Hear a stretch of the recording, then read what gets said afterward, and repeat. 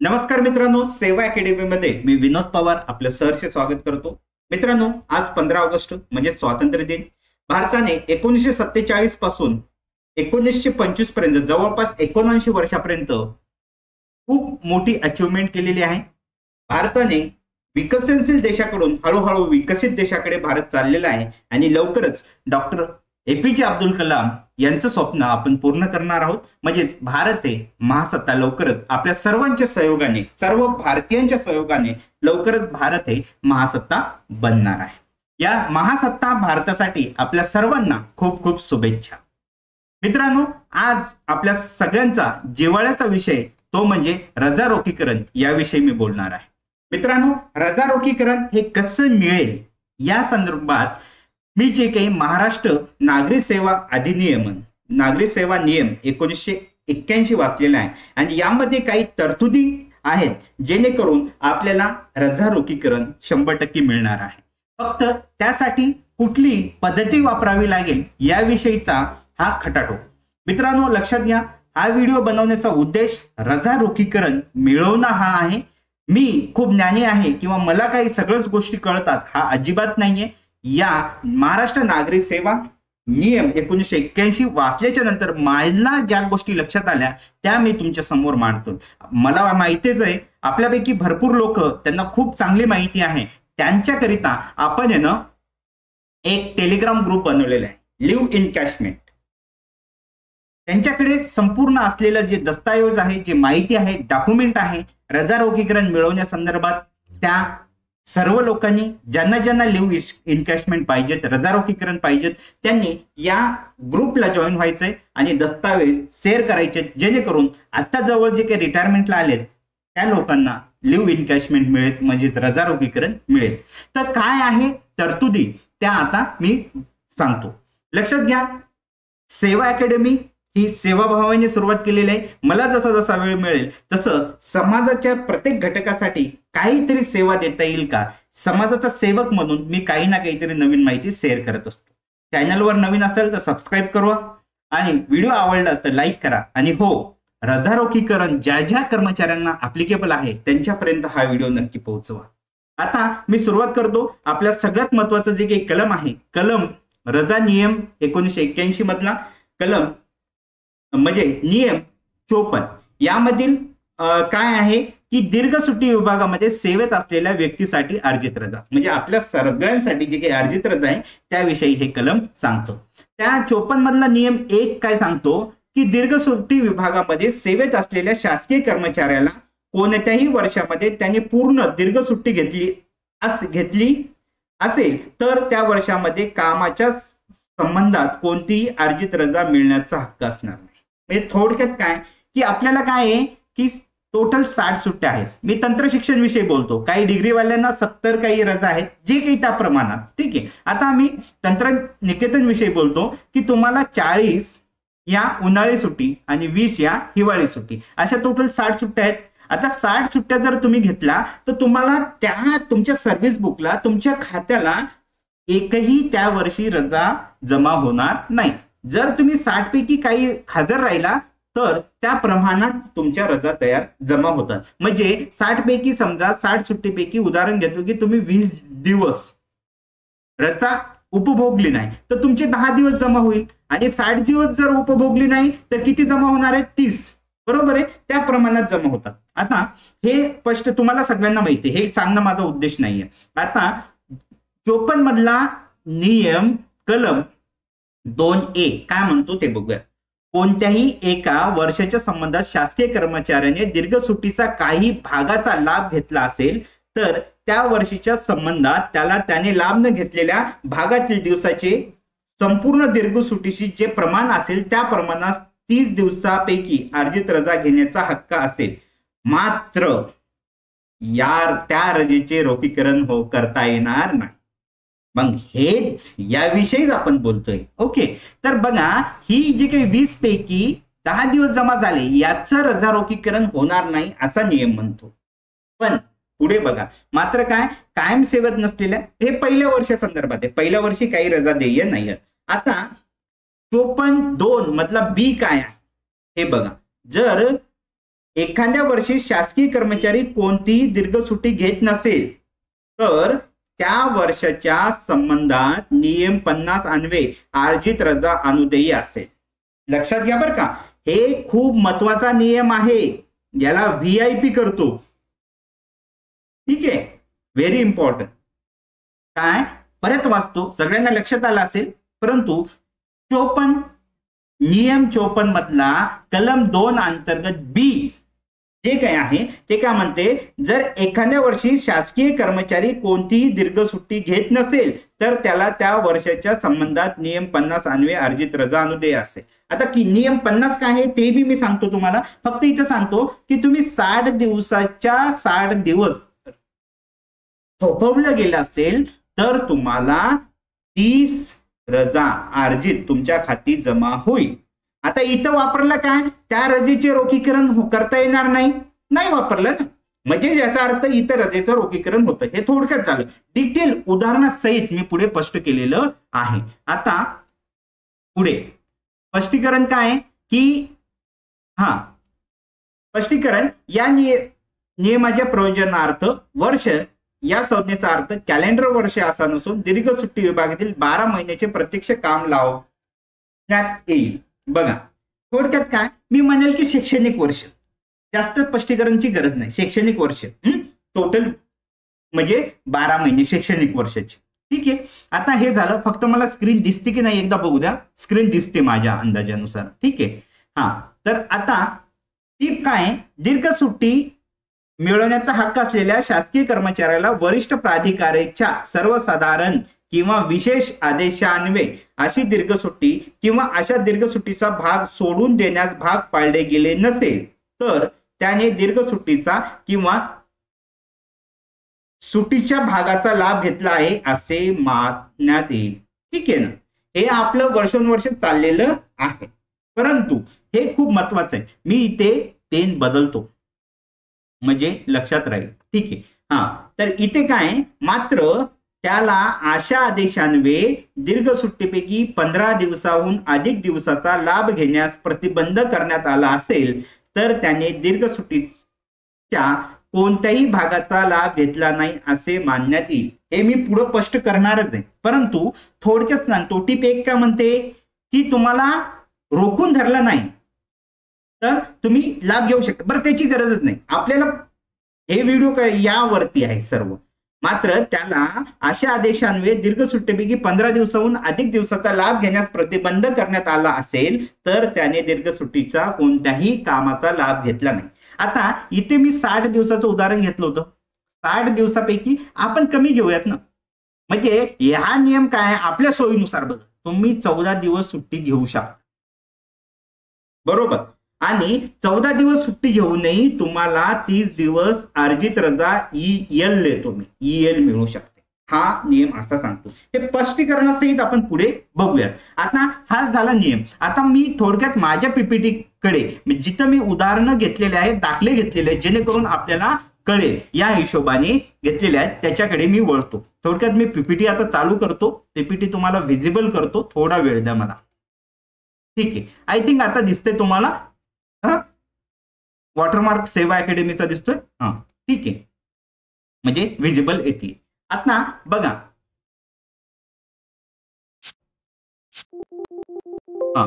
Okay, बघा 54 मी एकदा परत बघून घेतो म्हणजे जेणेकरून पुढे भविष्यात हा व्हिडिओ बघणाऱ्यांना अडचण नको व्हायला. एकदा दिसतं का फक्त हे मला कन्फर्म करा. ठीक आहे, आय थिंक दिसतं. ठीक आहे, आता मी PPT कडे येतोय.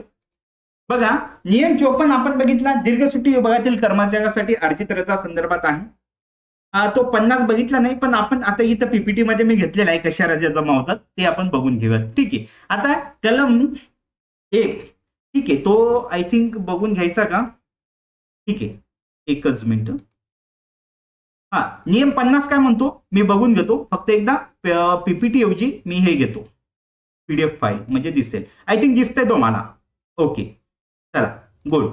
तर प्रकरण 5 मध्ये जे नियम 50 आहे तो दीर्घ सुट्टी विभागाव्यतिरिक्त अन्य सेवेमध्ये शासकीय कर्मचाऱ्यासाठी अर्जित रजा संदर्भात आहे. त्याच्यामधला कलम 1 काय म्हणतो दीर्घ सुट्टी विभागाव्यतिरिक्त अन्य विभागामध्ये सेवेत असलेल्या प्रत्येक शासकीय कर्मचाऱ्यांना अर्जित रजा खाते प्रत्येक कॅलेंडर वर्षात जानेवारी आणि जुलै महिन्याच्या पहिल्या दिवशी 15 दिवस याप्रमाणे 2 हप्त्यात. म्हणजे थोडक्यात काय सांगतो, हे नियम काय म्हणतो की बाबा तुम्हाला 1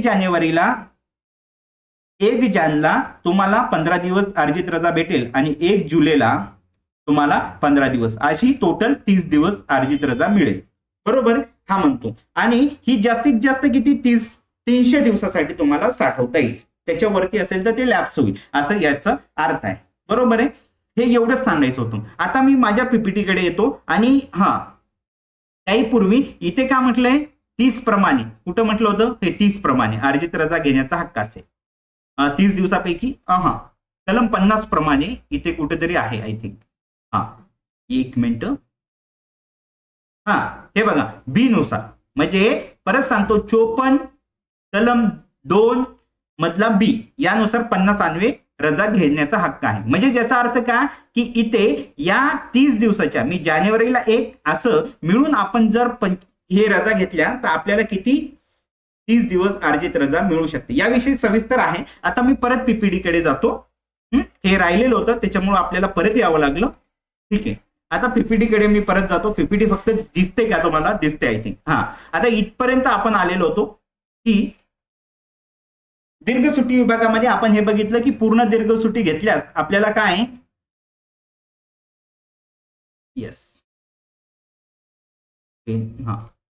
तर पूर्ण दीर्घ सुट्टी घेतल्यास आपल्याला काय की नियम काय म्हणतो, पूर्ण दीर्घ सुट्टी घेतल्यास पूर्ण उन्हाळी आणि हिवाळी, म्हणजे आता उन्हाळी इथं उदाहरण दिलंय की 40 दिवस आपल्याला उन्हाळी असते आणि 20 दिवस दिवाळी किंवा हिवाळी असं म्हणता येईल अशी सुट्टी असते.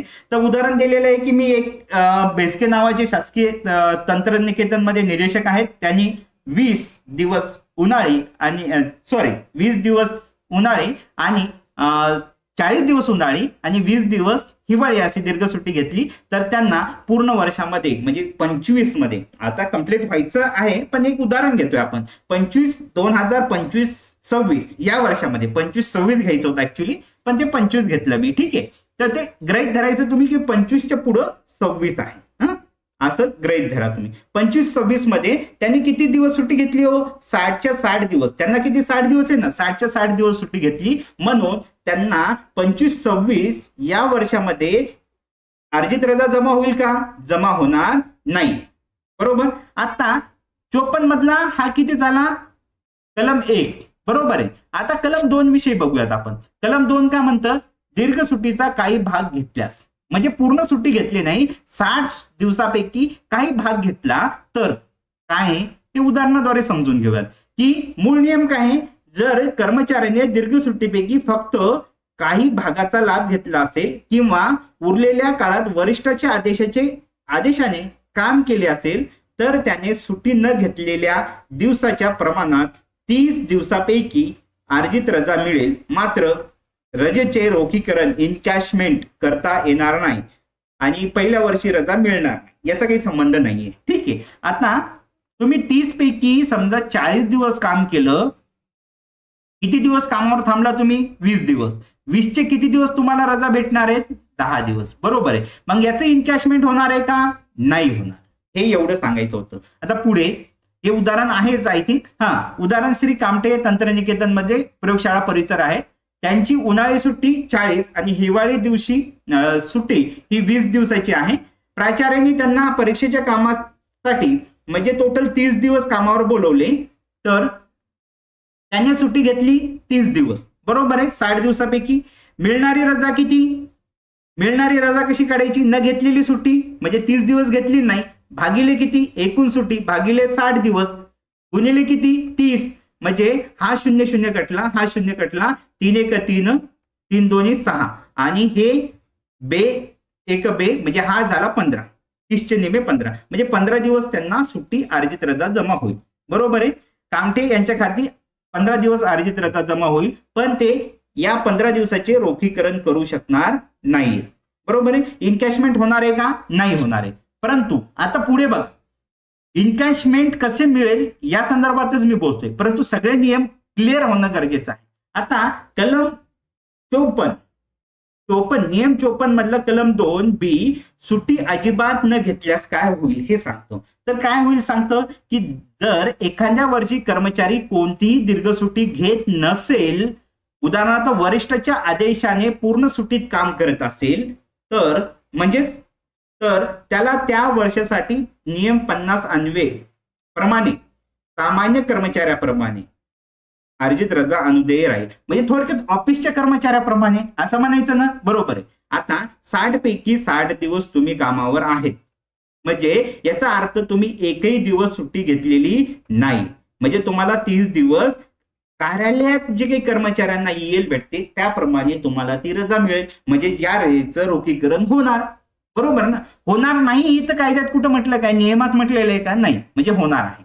आता उदाहरण घ्या, श्री पद्मावत जे तंत्रनिकेतन मध्ये अधिव्याख्यात आहेत, त्यांना प्राचार्याच्या आदेशानुसार संपूर्ण 40 दिवसाच्या उन्हाळी सुट्टी आणि 20 दिवसाची हिवाळी सुट्टी परीक्षा घेण्यासाठी समन्वयक म्हणून महत्वाचे काम करावं लागलं, हे प्राचार्याच्या आदेशानुसार. बरं का, वरिष्ठाचा आदेश इथं हायलाइट करतो मी, हे महत्वाचं आहे.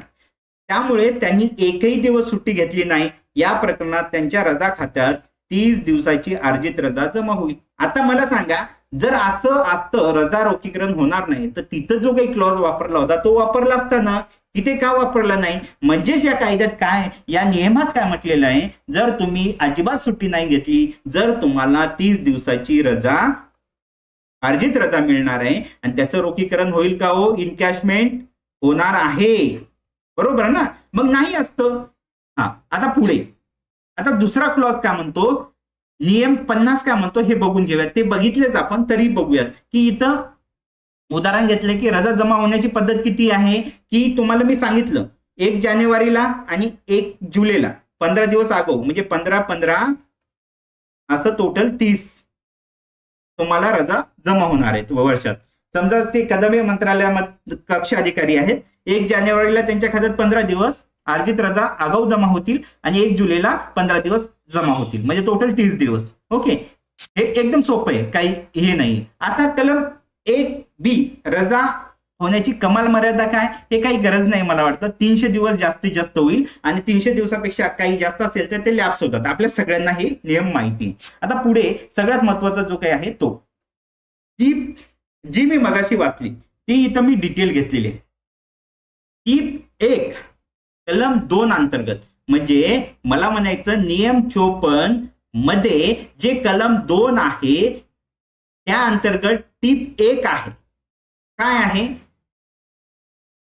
तर, सुट्टी घेतली असेल ते केव्हा मानावे, म्हणजे सुट्टी तुम्ही घेतली ती असं केव्हा मानावं, हे टीप 1 कलम 2 अंतर्गत, म्हणजे 54 अंतर्गत कलम 2 आणि टीप 1 अंतर्गत दिलेले ते काय नियम आहे ते मी सांगतो.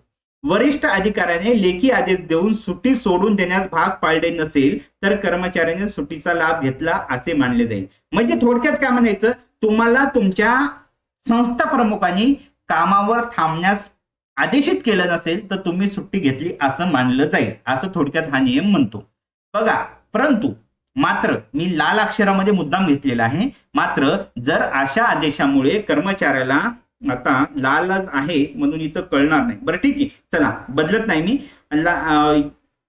जर अशा आदेशामुळे कर्मचाऱ्याला 15 दिवसापेक्षा जास्त कालावधीत सुट्टी घेण्यास प्रतिबंध झाला नसेल तर त्याने सुट्टीच्या कोणत्याही भागाचा लाभ घेतला नाही असे मानले जाईल.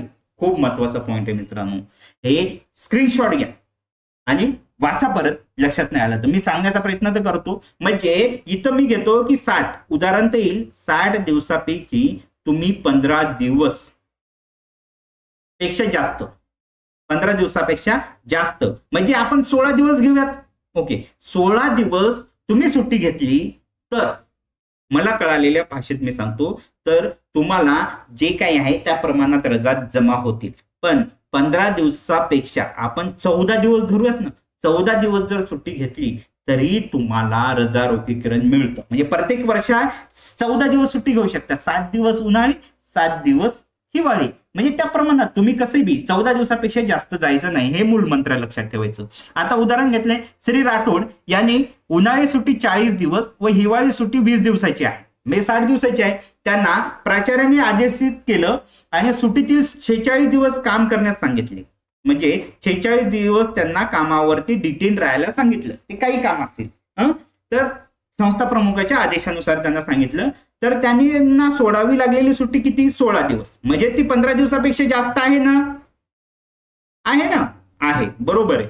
त्यामुळे जरी त्यांनी 14 दिवस सुट्टी घेतली तरी या टिपनुसार त्यांना अजिबात सुट्टी घेतली नाही असे मानले जाईल आणि त्यांच्या खाती 30 दिवसाची अर्जित रजा जमा होईल. म्हणजेच ती या रजेचं रोखीकरण होणार आहे, हेच मला सांगायचंय. म्हणजेच कलम टीप वापरायचे. आणि सगळ्यात महत्वाचं जे आय थिंक रत्नागिरी का सिंधुदुर्ग मला लक्षात नाही, काही मित्रासोबत संभाषण करताना माझ्या लक्षात आलं बहुतेक रत्नागिरीच्या काही संस्था प्रमुखांनी ही टीप वापरलेली आहे. मित्रांनो, मी रिक्वेस्ट करतो रत्नागिरीचे जे कोणी आपले कर्मचारी बंधू भगिनी किंवा मित्रमैत्रिणी व्हिडिओ बघत असेल तर त्यांनी आपला जो काही इनकॅशमेंट लिव्ह इन कॅश जे काही आपलं टेलिग्राम ग्रुप बनवलेला आहे त्यावरती हे दस्तऐवज पाठवा, जेणेकरून महाराष्ट्रातील सर्व कर्मचारी बांधवांना, बंधू भगिनींना किंवा मित्रमैत्रिणींना इनकॅशमेंट मिळेल. त्यासाठी हा ग्रुप आहे. संपूर्ण महाराष्ट्राचे ज्यांना ज्यांना रजा रोखीकरण अप्लिकेबल आहे त्यांनी एकत्र यायचंय आणि ग्रुपमध्ये सहभागी व्हायचंय आणि त्याला साजेसे पुरेसे लिव्ह इनकॅशमेंट कसं मिळेल या दृष्टीने दस्तऐवज शेअर करायचे. माझ्याकडे जी माहिती आहे मी ती शेअर करतोच, परंतु तुमचंही एक कर्तव्य बनतं की आपलं कर्मचारी बंधू भगिनींनी सेवा दिलेली आहे आणि त्यांना त्याचा हक्क मिळत नाही, त्याकरिता पुरेसा आपल्याकडे जर दस्तऐवज असेल तर ते नक्की शेअर करा. ठीक आहे, ही आग्रहाची विनंती.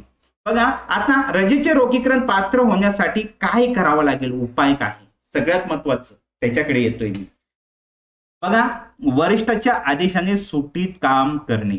वरिष्ठाचा आदेश पाहिजे. स्वतःहून जर तुम्ही काम केलं तर ते अप्लिकेबल नाहीये. वरिष्ठांनी जर तुम्हाला डिटेन केलं तर तुमचं परीक्षेचं काम असेल, RACचं काम असेल, उपकरण दुरुस्तीचं काम असेल किंवा बाकी कुठल्या कमिटी येणार असेल त्या दृष्टिकोनातून प्रिपरेशन असेल, अक्रेडिटेशन असेल, त्यासाठी वारंवार आपले वरिष्ठ संस्था प्रमुख, एक कुटुंब प्रमुख या नात्यानं संस्थेचं अपग्रेडेशन आपण लक्षात घेतो.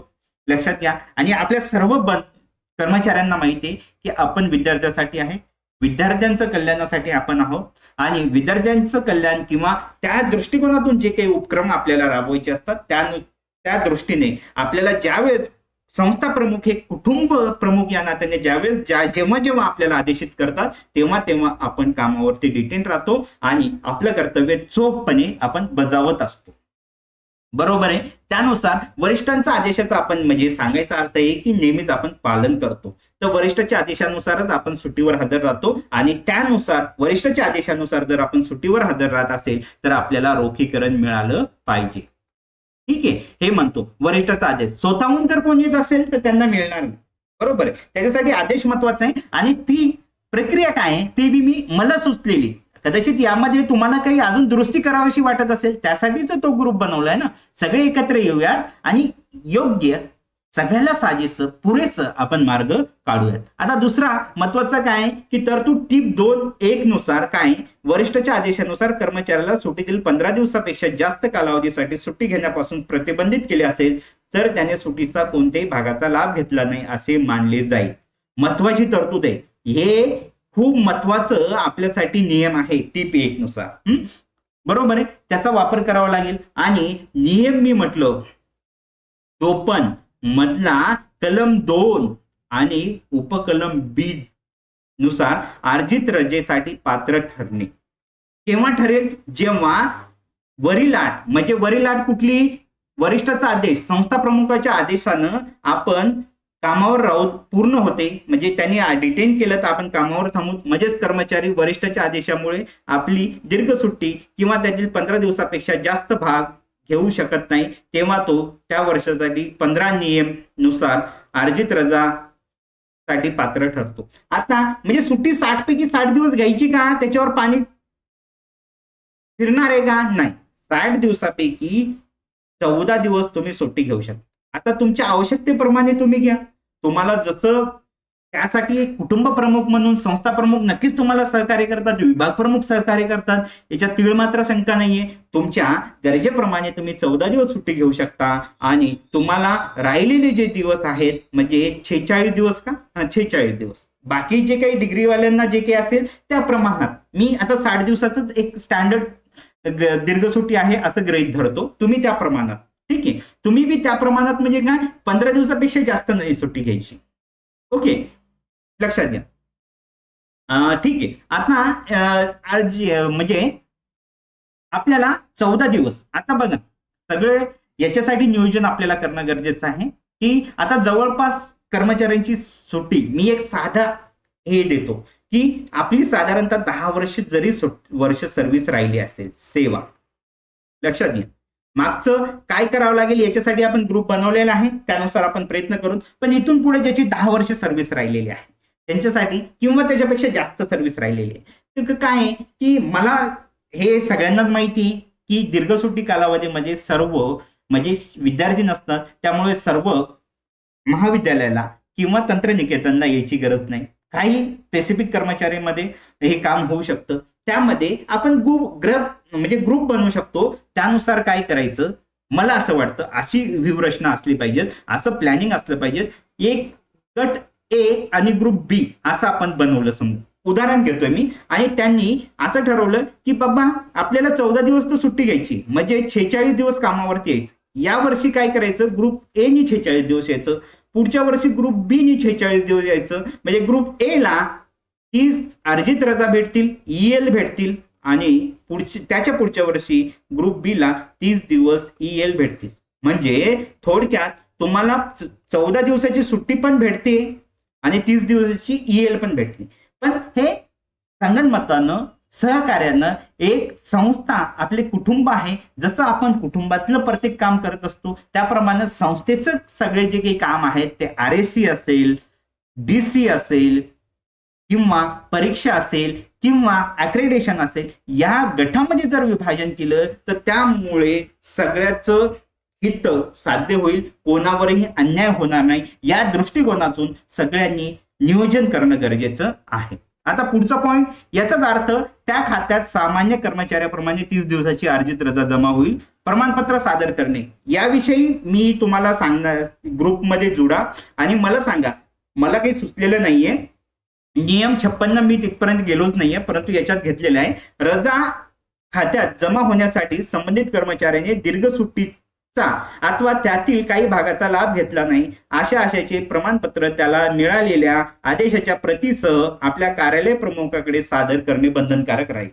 तर हे प्रमाणपत्र कसं असेल, स्टँडर्ड फॉर्मेट काय असेल, यावर आपण ग्रुपवर नक्कीच चर्चा करूयात आणि हे स्टँडर्ड फॉर्मेट बनवून घेऊयात. ठीक आहे. आता पुढे थोडक्यात काय कन्क्लुजन करतो मी, बघा वरिष्ठाच्या लेखी आदेश तुम्हाला मिळणं गरजेचं आहे. आता थोपवल्याचा अहवाल आपल्या सगळ्याकडे असतो, म्हणजे तो आदेश म्हणून आपल्याला वापरता येईल का हे तुम्ही कमेंट करा, सांगा. बरोबर आहे. आणि टेलिग्रामला आपण चर्चा करूयात. तुम्हाला दीर्घ सुट्टीच्या काळात 15 दिवसापेक्षा जास्त काळ कामावर हजर राहण्यासाठी आदेश मिळणे बंधनकारक आहे. जर तो पुरेसा नसेल, डिटेन्शन अहवाल, तर आपण त्याचं संस्था प्रमुख म्हणजेच आपले कुटुंब प्रमुख आहेत या नात्यानं आपण त्यांना हक्कानं म्हणू शकतो की सर आमच्यावरती हा एक अन्याय प्रकारचा होऊ शकतो, तर त्याच्यासाठी कृपया करून आम्ही कामाला नाही म्हणत नाहीये, कामासाठी सदैव तयार आहोत, परंतु या 15 दिवस तुम्हाला आम्हाला असा आदेश काढा की बाबा तुम्हाला या 46 दिवस कामावरती थांबवण्यात, म्हणजे 46 म्हणण्यापैकी असं म्हणूयात की आपण 7-7 असं गृहीत धरूयात, तर 20 दिवसापैकी तुम्हाला जे काही आहे 20 दिवसापैकी इथले 7 गेले, 40 दिवसापैकी साधारणतः आपण किती धरूयात की 14.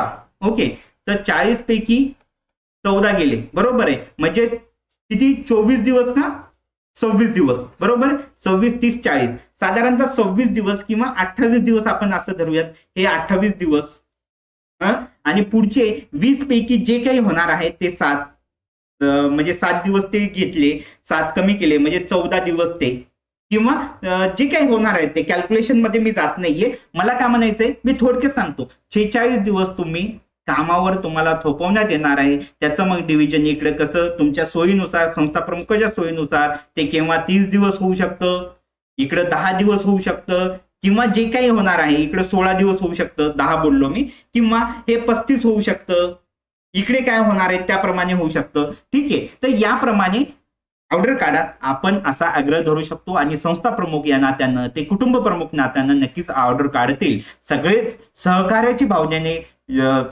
सगळे शासनाचे सेवक आहेत आणि ते सहकार्य कुटुंब नात्याने काम करतात. त्यामुळे इथं कुठंच कोणाला अडचण येणार नाही अशी मला आशा आहे. पुढे पूर्ण सुट्टीत काम करणे. बघा, आदेशानुसार सुट्टीच्या काळात काम करावं लागेल, जे जसा आदेश काढला त्याप्रमाणे. आणि रजेची मागणी करणे. कार्यालय प्रमुखाकडे आपल्याला आदेशाची प्रत, आपण सुट्टी न घेतल्याचे प्रमाणपत्र जोडून नियम 54(2) कलम 2B अंतर्गत 30 दिवसाची रजेची आपल्याला मागणीचा अर्ज करावा लागेल. आपल्याला रजा रोखीकरण पाहिजे तर रजा खात्यात जमा करणे. तुमची अर्जित रजा म्हणून ही इतर सामान्य कर्मचाऱ्याप्रमाणे सेवानिवृत्तीच्या वेळी नियमानुसार रजा रोखीकरणास तुम्ही पात्र ठरता. म्हणजे तुमच्या रजा खात्यामध्ये तिथं नमूद करावं लागेल की ही रजा नियम 54 कलम 2B अंतर्गत जमा झालेली आहे असं सर्टिफाई करावं लागेल. त्यावेळेस ते रजा रोखीकरणाला पात्र राहील. निष्कर्ष काय आहे की दीर्घ सुट्टीतील कर्मचाऱ्यासाठी रजेचे रोखीकरणासाठी थेट मार्ग म्हणजे वरिष्ठाच्या अधिकृत आदेशानुसार आपली दीर्घ सुट्टी कामासाठी सोडून देणे. आणि असे केल्यास मिळणारी अर्जित रजा ही सामान्य अर्जित रजा मानली जाते आणि तिचे रोखीकरण 100% होते, करता येतं. धन्यवाद. एवढंच सांगायचं होतं. बघा, मी पहिल्यांदाही सांगितलं, मला ज्या भाषेमध्ये कळलं, जे आकलन झालं त्या भाषेमध्ये मी तुम्हाला सांगण्याचा प्रयत्न केलेला आहे. मला खूप कळतं, या मागचा अजिबात उद्देश नाहीये. फक्त कर्मचारी बांधवांवरती जो अन्याय होतो असं मला वाटतं, जेणेकरून त्यांनी सेवा देऊन 300 पेक्षा जास्त रजा शिल्लक असून काहींना रजा रोखीकरण मिळत नाहीये, त्यांना मिळावं या उद्देशाने हा व्हिडिओचा खटाटोप आहे. व्हिडिओ आवडला असेल तर आपल्या मित्रांना शेअर करा. म्हणजे ज्यांना अप्लिकेबल आहे त्यांना, प्रत्येक ग्रुपमध्ये शेअर नका करू, ज्यांना ज्यांना अप्लिकेबल आहे त्यांच्यासाठीच हा व्हिडिओ आहे. नक्कीच शेअर करा आणि याच्यामधून आपण नक्कीच मार्ग काढूयात. आणि शेवटची विनंती की आपला जो काही लिव्ह इन कॅश नावाचा जो ग्रुप आहे त्याला जॉईन व्हा. आपल्याकडे जे काही दस्तावेज आहे, विशेष म्हणून रत्नागिरी सिंधुदुर्गची जे काही ऑर्डर आहे त्या टाका. त्यानुसार प्रत्येकांना रजा मिळवणं सोयीचं होईल. एवढंच सांगायचं होतं. भेटूयात, विचार मंथन करूयात ग्रुपवरती. आणि काही नवीन आला अपडेट तर तुम्ही सांगा. आपल्या सेवा अकॅडमीवर कोणी बी बोलू शकतं, तसं काही. तुम्हालाही काही उद्देशून बोलायचं असेल तर मला कळवा. आपण त्यांचाही व्हिडिओ अपलोड करू, किंवा जे विचार मंथन होऊन जे काही फायनल कन्क्लुजन निघतं तर ती बी आपण नवीन व्हिडिओच्या माध्यमातून अपलोड करूयात. यामध्ये मी एकट्याने अभ्यास केला असा नाहीये, खूप मोठा ग्रुप आहे महाराष्ट्रामधून. म्हणजे प्रत्येकाचं नाव डिस्क्लोज करणं योग्य राहणार नाहीये, त्याच्यामुळं मी डिस्क्लोज करत नाहीये. परंतु सर्व ग्रुपचा प्रतिनिधी म्हणून मला जे आकलन झालं आणि आमचं जे चर्चा विनिमय झालं त्या माध्यमातून जो पर्याय आम्ही काढलेला आहे तो मी आपल्या समोर सादर केलेला आहे.